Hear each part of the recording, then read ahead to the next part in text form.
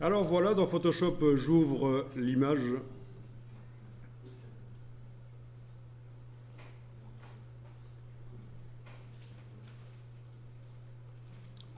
J'avais dit que j'allais prendre l'autre finalement. Voilà, essayons avec celle-là. Et donc la première étape, c'est la même chose que pour le feu d'artifice. Je dois aller dans la palette des couches, je dois aller repérer dans quelle couche la fleur se détache le mieux de son fond. Quelle est la couche que je vais prendre comme référence pour rendre invisible le fond blanc? Donc je clique sur rouge, vert, bleu. Dans quelle couche la fleur se détache le mieux de son fond en silhouette, tout en conservant du détail. Bon, on peut prendre comme référence la couche bleue.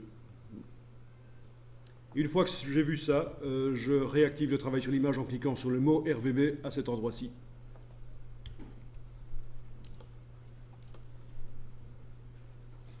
Dans la palette des calques, je vais aller créer un calque sous le calque actuel, un calque avec une couleur vive qui va me permettre de bien voir. Alors je ne vais pas choisir du rouge ou du vert, puisque j'ai du rouge et du vert dans mon image, je vais choisir du bleu, peut-être du bleu vif. Alors, donc d'abord, première étape, double-cliquer sur le calque dans la palette des calques pour le transformer en calque 0.